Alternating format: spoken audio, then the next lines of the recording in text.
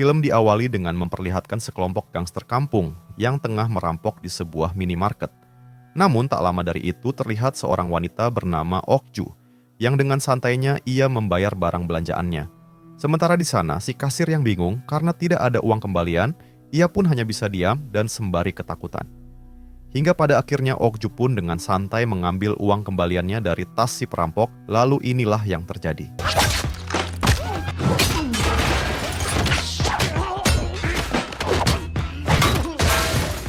Dan di sini terungkap kalau Okju ini ternyata mantan pengawal khusus di perusahaan keamanan yang bertugas untuk menjaga dan mengawal para tamu VIP. Sehingga tak heran jika ia memiliki skill bela diri yang sangat handal dan mampu menumbangkan para perampok itu dengan sangat mudah. 계산 좀 해주시겠어요?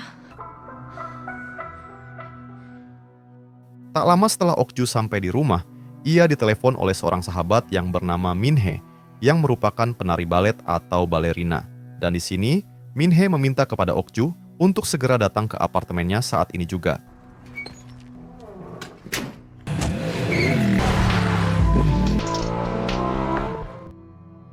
Kemudian setibanya Okju di apartemen Minhe, ia sempat menekan bel beberapa kali, namun Minhe tak kunjung membukakan pintu. Hingga karena Okju yang sudah mengetahui kata sandi pintu apartemen Minhe, pada akhirnya ia pun langsung masuk sendiri. Namun setelah masuk ke dalam, ia tidak melihat keberadaan Minhe, dan ia hanya menemukan sebuah kado yang berisikan sepasang sepatu balet. Bahkan di dalam kado tersebut juga terdapat secaring kertas yang berisi tulisan dengan kalimat "Tolong balaskan dendamku". Di sini Okju yang merasa bingung dengan maksud dari pesan di kertas itu, ia pun lantas mencoba menelepon Minhe. Namun tiba-tiba saja terdengar suara deringan ponsel milik Minhe yang suaranya berasal dari kamar mandi.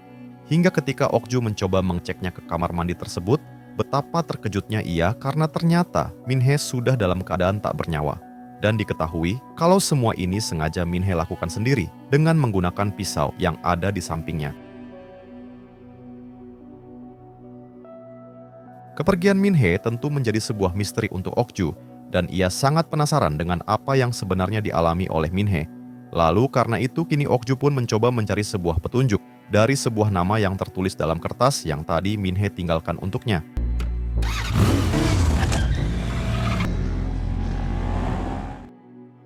Kemudian Okju pun menemukan sebuah akun medsos dengan nama tersebut, dan diketahui kalau si pemilik akun adalah seorang penjual makanan.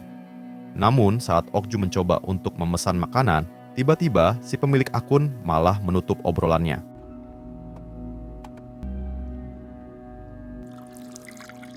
Tak lama setelah itu terdengar suara ponsel milik Minhe yang mendapat panggilan dari nomor atau orang tak dikenal. Lalu dengan cepat Okju pun mengangkat telepon tersebut, namun ia hanya diam dan tidak bersuara sedikit pun. Hingga pada akhirnya si penelpon pun berbicara sendiri dan meminta Minhe untuk datang esok hari tepatnya jam 2 dini hari.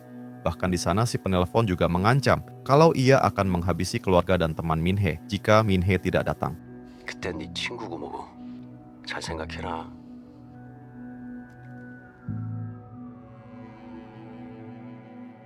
Keesokan harinya Okju pun mendatangi tempat tersebut. Dan di sana ia melihat seorang pria gondrong yang tengah bertransaksi barang haram.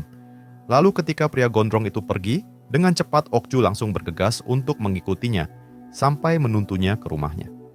Hingga pada pagi harinya terlihat si pria gondrong yang diketahui bernama Choi yang tengah pergi meninggalkan rumah. Sementara Okju yang dari semalaman mengintai dari sekitar lokasi rumah tersebut, kini ia memiliki kesempatan untuk melakukan aksinya. Dan dengan berbekal alat-alat yang sudah Okju siapkan sebelumnya, pada akhirnya ia pun berhasil masuk ke dalam dan memasang penyadap suara. Hingga ketika Okju mencoba membuka sebuah lemari yang terlihat mencurigakan, ia menemukan beberapa barang aneh yang saya yakin kalian semua pasti tahu barang-barang tersebut untuk apa. Bahkan tak hanya itu saja, di sana Okju juga mendapati banyak sekali flash disk yang diantaranya terdapat tulisan dengan nama balerina. Lalu ketika Okju mengecek isi dari flash disk itu, ia sangat terkejut karena flash disk itu berisi video Minhe yang tengah oleh Choi. Hingga terungkap sebuah fakta kalau pembalasan dendam yang dimaksud oleh Minhe ditujukan kepada Choi alias si pria gondrong itu.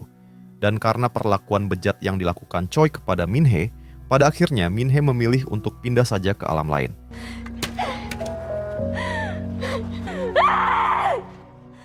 Setelah mengetahui yang sebenarnya dialami oleh Minhe, tentu saja membuat Okju sangat sedih dan juga sangat murka. Terlebih lagi kalau Minhe sendiri adalah satu-satunya sahabat yang dimiliki oleh Okju. Hingga karena itulah kini Okju pun langsung menyusun rencana untuk membalaskan dendam atas kematian sahabatnya itu. Dan karena Okju telah memasang penyadap suara di rumah Choi, kini ia berhasil mendapatkan sebuah informasi bahwa besok malam Choi akan mencari mangsa baru di salah satu klub malam bernama Heaven. 여자들이 더 잘 주잖아. 내일 어차피 금요일인데. Keesokan malamnya Okju pun mendatangi klub tersebut dan tidak lain untuk mencari Choi. Hingga setelah mereka bertemu, pada akhirnya Okju berhasil mengelabui Choi hingga Choi masuk ke dalam perangkapnya. Kemudian Okju dibawa ke sebuah hotel, tempat yang biasa Choi gunakan untuk melakukan aksi bejatnya. Di sana Choi juga sudah bekerja sama dengan penjaga hotel dan itu ia lakukan hanya untuk berjaga-jaga saja. Lalu setibanya di dalam kamar, terlihat Choi yang sedang bersiap-siap dengan memakai topeng dan membawa sebuah kamera. Sementara Okju yang berpura-pura mabuk setelah meminum minuman dari Choi, ia pun terlihat sudah memiliki rencana sendiri. Hingga ketika Choi yang tak sabar untuk melakukan aksinya, tiba-tiba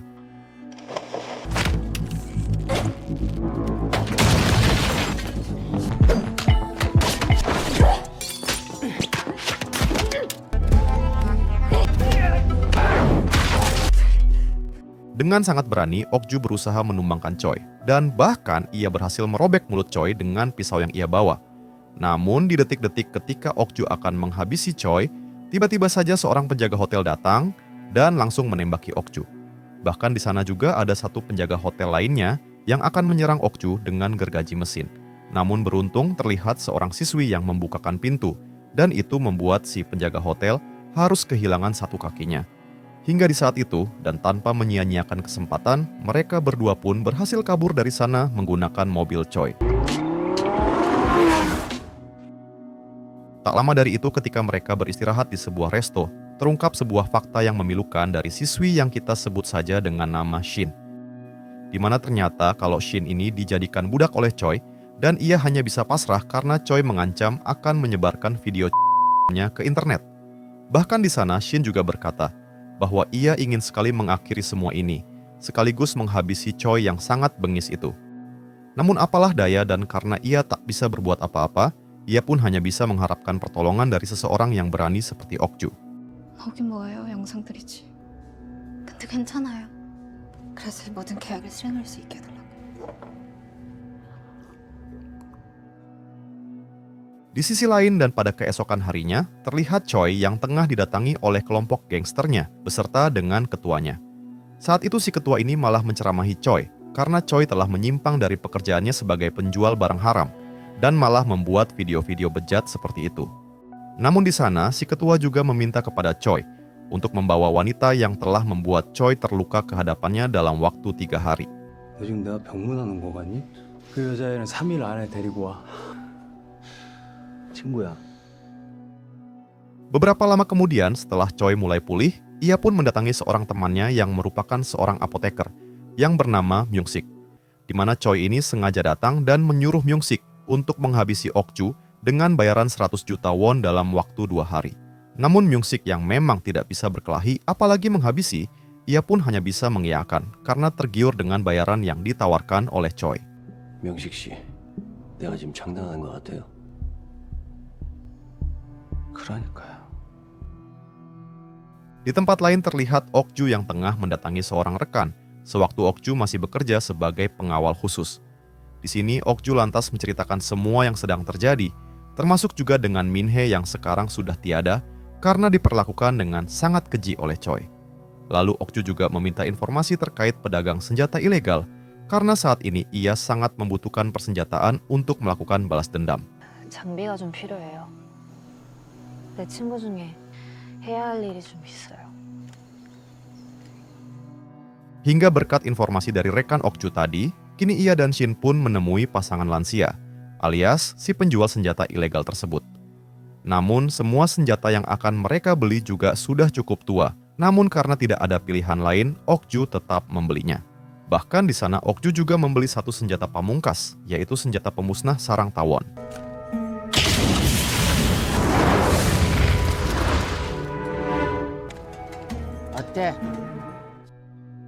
Tak lama setelah kembali ke rumah, Okju langsung membersihkan dan memperbaiki senjata tersebut agar bisa digunakan secara normal. Lalu setelah selesai membersihkan dan memperbaiki semua senjata itu, ia pun pergi seorang diri ke sebuah minimarket untuk membeli beberapa cemilan. Namun ketika kembali ke rumah, ternyata di sana sudah ada Choi dan Myung-sik yang secara langsung menyerangnya. Beruntung Okju yang cepat pun berhasil melarikan diri, namun sayangnya Shin tertangkap dan dibawa oleh Choi ke sebuah kandang kuda yang sekaligus markas tempat produksi barang haram mereka. Kemudian di sini Choi mengatakan kepada si ketua kalau ia telah berhasil menghabisi Okju dan menguburnya di pegunungan. Lalu si ketua yang mendengar itu, kini ia memerintahkan Choi untuk menghabisi Shin, karena jika benar Choi telah menghabisi Okju, maka Shin adalah saksinya.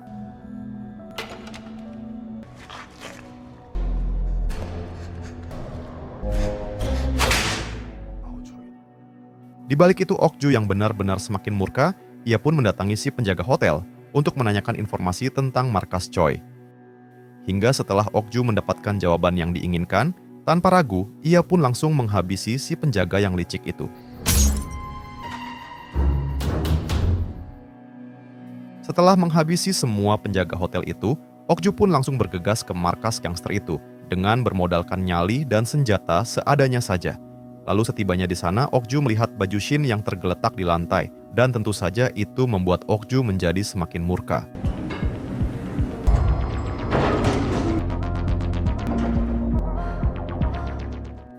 Hingga ketika Okju tiba di sebuah ruangan tempat para gangster itu memproduksi barang haram, dengan berani Okju langsung mengatakan kalau ia sedang mencari seorang siswi yang bernama Shin.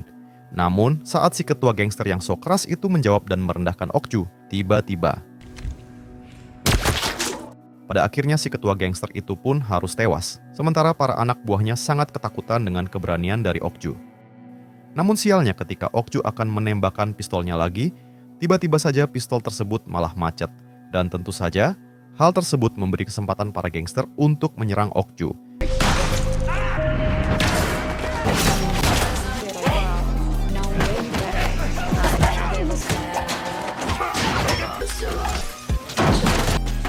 Dengan sangat berani, Okju pun dapat menghabisi satu persatu para gangster itu, dan yang tersisa hanya satu orang, yaitu ajudan dari ketua gangster.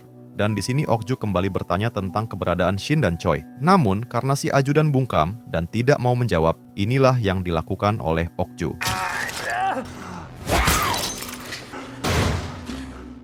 Hingga setelah semua gangster itu berhasil Okju habisi, kini yang tersisa hanya Choi dan Myung-sik saja.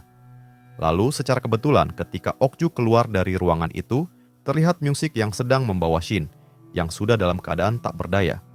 Dan tentu saja, hal tersebut membuat Okju menjadi semakin naik darah. Namun ketika ia akan menembak Myung-sik, terlihat Choi yang datang dan menembak Okju lebih dulu.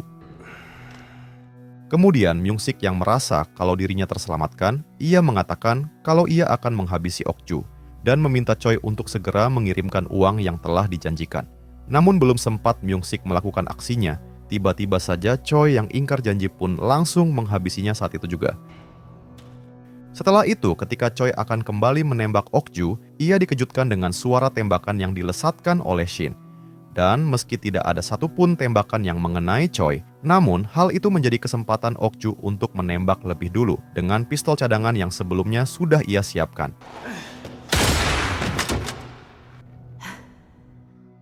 Kemudian Choi yang sudah sangat lemah dan tak berdaya, ia pun dibawa oleh Okju dan Shin ke pinggir pantai. Lalu ketika Okju mengeluarkan senjata pamungkas alias pemusnah sarang tawon itu, terlihat Choi yang memohon dan mengatakan kalau ia akan bertaubat. Namun di sana Okju berkata kalau ia adalah perwakilan dari sosok balerina, lalu dengan murka inilah yang dilakukan oleh Okju. 나야 발레리나.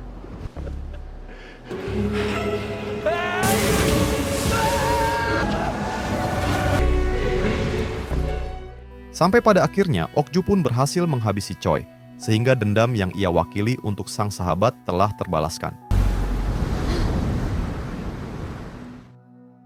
Di akhir film terlihat Okju yang mengambil semua flash disk di rumah Choi, lalu memusnahkan semua itu dengan cara membakarnya. Dan hal tersebut sengaja Okju lakukan agar tidak ada lagi korban yang merasa terancam kalau videonya akan tersebar luas. Lalu, film pun tamat. Nah, jadi itulah tadi alur cerita filmnya guys. Jika suka video ini silahkan like, dan jika ada saran yang ingin disampaikan, silahkan tulis di komentar. Terima kasih sudah nonton sampai akhir, dan salam dari Antimi Film.